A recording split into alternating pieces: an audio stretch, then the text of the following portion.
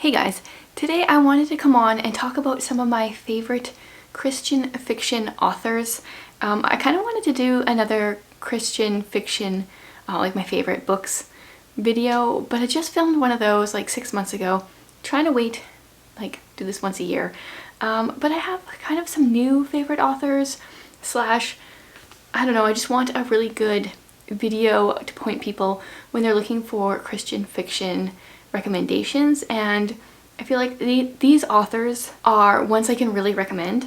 I just made myself a fresh cup of homemade hot cocoa and I'm going to be sipping this throughout, so it's just gonna be like really chill, like having coffee with a friend that never drinks coffee, talking about books. That's what my goal is here today and pretty much for my channel. Okay, so I want to make sure that I'm recommending really good Christian fiction authors here. So I kind of made a rule for myself. These all have to be authors that I have read at least 2 books by, and just want to like double check, yes. And those books can't be like the same series. So I have 1, 2, 3, 4, 5, 6, 7, 8, and a bonus, I believe.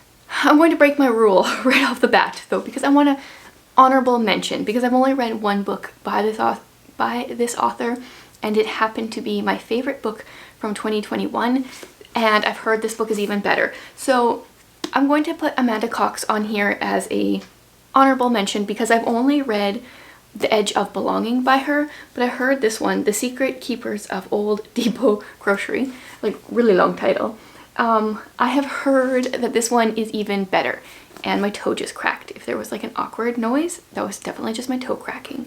I don't know if it's my age or just my body, but like every time I move, I've got like bones cracking. I feel like a little old lady all the time. Anyway, I don't actually really know much about this book itself. So far, I think that the book I enjoyed from Amanda Cox and this one are dual timeline. And I feel like her other one was pretty hard-hitting, so I mean, I had a lot of tears going on, so it was definitely hard-hitting for me.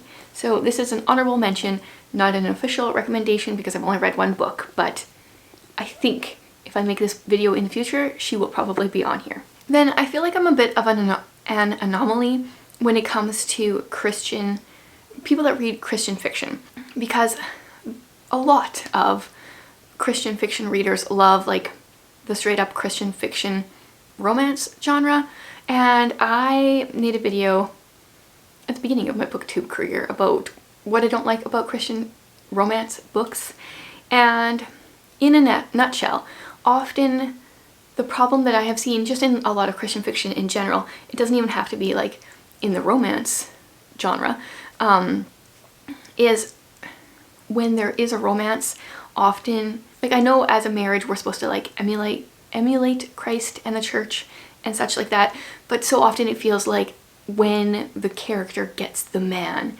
he becomes like the savior, and it goes a little too far. But I try to pick books that even if they do have some romance as part of the element, it doesn't feel like Christ is still a part of the book. There's still a really good faith element coming in, and if there is a romance, I feel like it's a good balance of displaying Christ and the church, but not being like, this man is Christ to me kind of idea.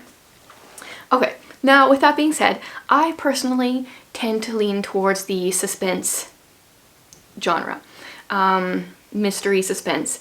So I have a number of those on here, but then I also have some different books. So we'll start with my, I think, most read from Christian fiction author, and that is Terry Blackstock.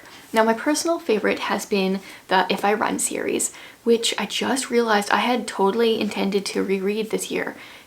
Next month is 2 years since I read it for the first time, and I feel like that's a good time to start rereading things. So I'm hoping to reread this year.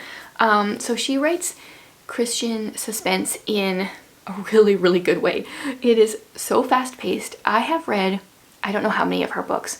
I started reading her books in high school, but they're so fast-paced, and then also I feel like for the most part have a really good faith element going on. Some of them are a little bit better than others. I started reading her in high school, so like early 2000s, and I don't even know how many books I've read by her. The If I Run series is my favorite, and I plan on continuing to purchase and read Terry Blackstock books until I've read every single one of them. So I feel like that is pretty high praise. Now, I came across a few really good authors in the last couple of years thanks to BookTube and finding Book Outlet and books that are discounted and therefore easier for me to purchase. One of my favorites has been Jo Wright.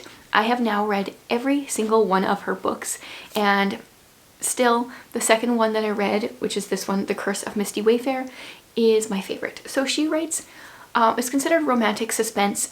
They're dual timeline, but somehow these timelines weave together, and Jo Wright often has an element of a ghost in the story, but because she's a Christian fiction author, you know it's not a real ghost.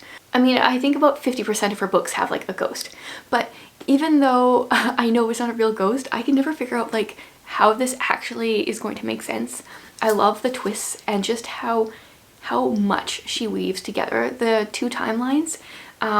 This one is my favorite because we follow a girl who is a post-mortem photographer, which is just a career that has always intrigued me. Back in, I thought this was kind of like the Victorian days, maybe that's like when it started, that people couldn't really afford to take pictures, but then they would often take pictures when someone died. They try to like line up all the kids, and like one of the kids in the lineup is dead and the rest of them are alive.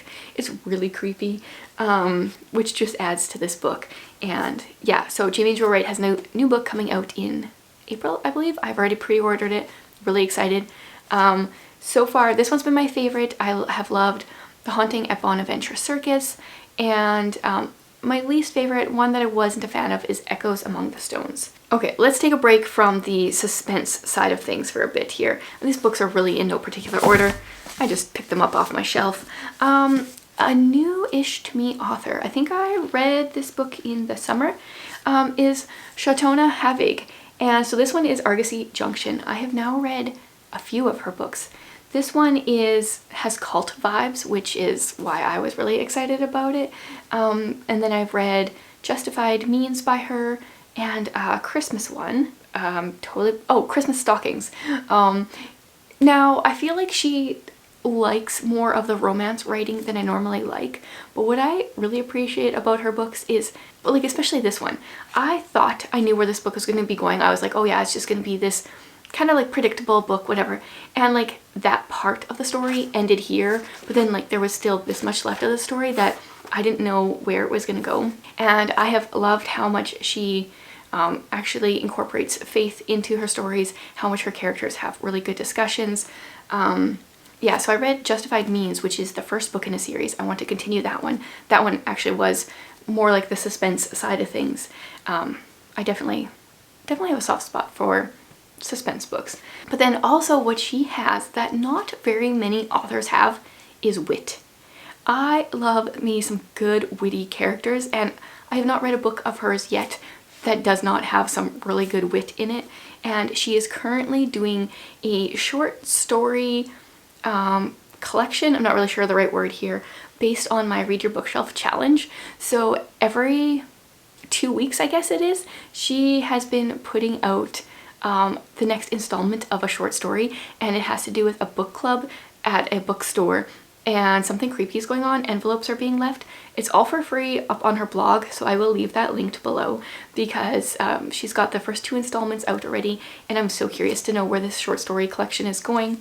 She has written over 100 books. Did she tell me over 150? Something crazy like that. So I have a lot more to read from her, and I plan on continuing to read her books. Okay, sip of cocoa time.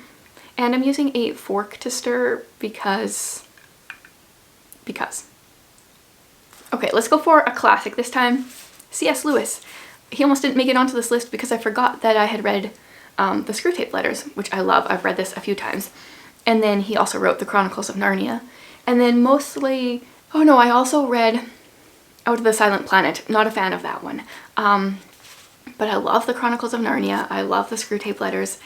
C.S. Lewis was writing kind of back in like the 40s-ish, and this one follows a like head demon who is writing letters to his nephew, and he's giving all these tips on how to, like this nephew demon has been assigned a guy that just became a Christian. So the head demon is like telling him how to get this guy away from like the Christian influences and stuff. And it's so eye-opening to like what could be going on in the spiritual world. And so much of his tips are just like distractions and make him like doubt everything. And it's just like, whoa, I struggle with these things often. And it's interesting to think about how that is more than likely the spiritual realm trying to distract me from what I should be doing. Yeah, so highly recommend C.S. Lewis. I've heard really good things about a bunch of his books I haven't read, but I'm slowly making my way through his books. Okay, let's go back to the like suspense side of things for another book here. This is Carrie Stewart Parks. I feel like it's probably been just over a year since I read my first book by her, and this last year I read, well, I think she maybe has 8 books I read, or did I read 8 this last year? It was something crazy like that. So she, before becoming an author, was a forensic artist, something in the forensic field, and her characters are generally forensic artists. So she has like real knowledge, and you can tell that it's like, oh, this person knows what they're talking about. They're not just making things up. I really like that. And she's got one series, that's the Gwen Marcy series, and then I think the rest of her books have been standalones. I have really enjoyed every single one. Even the Gwen Marcy series, when I've talked about it before, I did not like our main character or pretty much any characters of the characters in the story, but the storyline was so interesting and that just kept me going. And I think I rated them all like 4 stars. And if the character had been better, they would have been all like 5 stars. And then her standalones have been really good too. She weaves things together in ways like I do not see things coming, and I really like that. Okay, it's been a while since I talked about this book. I feel like I talked about it a lot at the beginning of my channel or when I first read it. This is Mark of the Raven, so the author is Morgan L Bussey. I have really enjoyed this series, the Ravenwood Saga. This is Christian fantasy, and she has other series that I've read as well. I really enjoyed the one that's kind of like a Frankenstein-esque retelling. Totally blanking on what the series is called. I think the first book is called Tainted. It's either the first or the second book. Anyway, I've really enjoyed that series. I tried starting her book that just came out in the fall. Wasn't a fan. And I hear it's a duology, so I'm going to skip that one. But I have read more of her books. I started, I think, the Follower of the Word series. I got that one from the library, and it was an ebook, so I haven't finished that one. I need to go back and read that one. But I feel like she does some unique things throughout her books, especially this series. I don't want to give away the ending of this particular book, but I really like how she made this fantasy world and the way that she portrayed God and different things. You can probably hear my son's timer going off. I think his screen time's done. Yeah, so I have liked a lot of Morgan L Bussey's books that I've read. I always want to say her name wrong. Okay, we'll just stick in the like Christian fantasy kind of realm. This one is Nadine Brandy's. So she wrote Fox, which is a really cool book. It's like Christian, historical, fiction, fantasy. It's like, how many genres can you put into one book? And then the same thing for another one of her books that I've read called Romanov. I've really enjoyed how she takes history and puts a different spin on it. And she has a new book coming out, I think in the fall it's coming out, which I'm really excited to read as well. I feel like Fox was such a unique story. The way she took the story of Guy Fawkes, but used his son, which I don't know if he even had a son in real life, but in the book he has a son. And then there's also like a stone plague that's going on, and there's also, it's a world where people wear masks, and depending on the color of mask you wear, that's the color of item you can control. And I think it's time for a reread for this book for me as well. Okay, I have 2 more favorite authors, but I forgot to bring one of the books down, so I better mention that now. I was going to say, I thought maybe I had it on my cart to reread. Frank Peretti. I have read a few of Frank Peretti's books, mostly in high school, and then I've kind of been like rereading them in the last few years. and when I reread The Oath, it was just as good as the first time. So he writes Christian supernatural suspense, and he does it in such a good way. It really makes me think of the supernatural world out there, but it's also like The Oath was also like far-fetched enough that it wasn't like super creepy, but it was like kind of creepy. Yeah, I've really enjoyed his works. I don't know if he's still writing books. I haven't really heard or read anything of him that's been newer, but I really liked The Oath, both when I read it in high school and when I reread it. And then I want to reread the This Present Darkness and Piercing the Darkness series. I enjoyed those in high school, and yeah, need to reread those. And I know I read a bunch more years ago. I think he's got one called Monster. That one I didn't really enjoy as much, but I feel like he has really taken the spiritual world and put it into a different light and just made it so much more real, and I really appreciate that. Okay, now I think this is my last recommendation. I probably forgot someone like really obvious, which would be unfortunate, but not completely surprising for me. This one is Nancy Milne. So last year I read 5 of her books. I had never read any of them before, and then I read 5 of them last year. So I read the series with Kaylee Quinn. Mind Games is the first book, and then I read Nightfall, and then this series is, what is this series called? Quantico Files, and then the book after this one, which is called Deadfall? I'm not really sure, I forget. But she also writes Christian suspense in such a brilliant way, and this particular book involves a cult, so that definitely makes it more interesting to me. And I've been really appreciating some of the topics that she brings up in her books as well. Like, she's got some like heavy topics going on that she brings to light. Some of them mostly can't say because of spoilers, but I really enjoyed the Kaylee Quinn series. I've enjoyed the first 2 books in this series, and I'm curious to read more of her books. I think, yeah, so she's written more than 40 books, so I don't know what took me so long to finally pick her books up. Okay, there you have it. There are some of my favorite Christian authors. Yeah, people that I'm pretty much willing to read every single thing these people write. I'm looking at them here, and anything by these authors I will at least try. I would love to hear it if you have some favorite Christian fiction authors. Leave them in the comments below. Like I said before, I don't really do like straight up like romance stuff, but if there is like a romance as a subplot in like a suspense book especially, or a fantasy book, I'm willing to at least give it a try. So leave your recommendations in the comments below, and I hope you check out some of these authors. Thanks for watching, guys.